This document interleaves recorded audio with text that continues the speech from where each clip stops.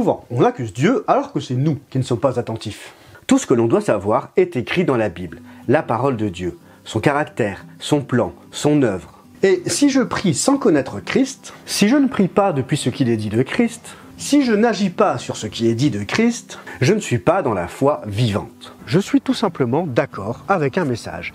J'adhère à un courant de pensée, à une philosophie, à des idées que je peux défendre avec des discours et des longs débats. Mais mon cœur n'est pas tourné vers lui. On peut être circoncis dans la chair.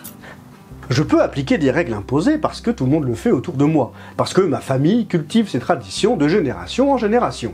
Vu que mon père croyait en ça, je fais pareil. Mais tant que je ne le fais pas parce que j'ai saisi qui je suis aux yeux de Dieu, ça ne sert à rien. Je le fais pour faire comme les autres, pas pour plaire à Dieu. La circoncision dans la Nouvelle Alliance, ça n'est pas laisser une caution à la naissance, et ça ne concerne pas que les hommes. Les chrétiens et les chrétiennes sont circoncis de cœur, c'est-à-dire qu'ils se mettent en action sur la parole de Dieu, selon la manière dont lui nous voit et pas comment nous nous voyons. Nous lui faisons confiance. Il est écrit qu'à notre conversion, Dieu nous a placés en Christ. Et puisque nous sommes en Christ, nous pouvons nous identifier à lui. Nous sommes en lui, il vit en nous. Quand Jésus démontre qui il est à travers les écrits des prophètes, c'est aussi un peu comme s'il décrivait ses disciples au travers des écrits des prophètes. Il vit en eux et eux vivent en lui. Tant que nous n'agissons pas selon ce qui est écrit dans la parole de Dieu, notre foi n'est pas vivante, elle est morte. Nous ne portons pas de bons fruits agréables à Dieu car la source de nos œuvres n'est pas la bonne. Nous accumulons de la connaissance théologique, mais nous ne sommes pas en marche. Et la Bible contient tout ce qu'il faut savoir pour se mettre en marche. Cela ne veut pas dire que nous ne vivrons pas d'autres choses dans nos vies. Il n'y avait pas YouTube à l'époque, et Jésus n'a pas dit « vous créerez des chaînes YouTube ». Il n'a pas donné de conseils pour savoir comment réparer sa voiture en tant que chrétien. Il n'a pas dit non plus qu'il était interdit de faire des émissions radio. Non, tout cela n'existait pas. Mais il a dit « allez par toutes les nations, proclamer la bonne nouvelle ».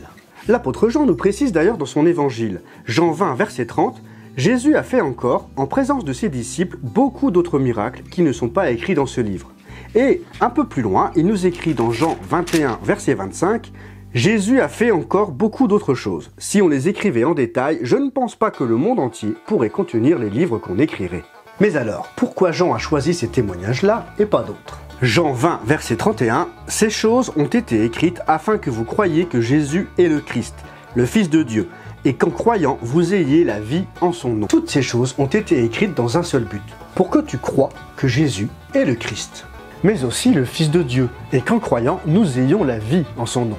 Qu'en croyant, nous ayons la guérison en son nom. Qu'en croyant, nous ayons la délivrance en son nom. À la place de croire, nous pouvons mettre agir sur qui il est et ce qu'il a dit. Qu'en agissant sur qui il est et ce qu'il a dit, nous ayons la guérison en son nom. Nous ayons la délivrance en son nom. Dès que nous intégrons cette nuance, mettre en pratique dans nos vies ce qu'il nous a dit, nous avons un évangile qui prend une toute autre dimension. Nous avons des épîtres et des évangiles qui, en son nom, ont la puissance de prendre forme dans nos vies. Le croyant n'est pas celui qui a adhéré intellectuellement à une doctrine, le croyant est celui qui agit sur qui est Jésus.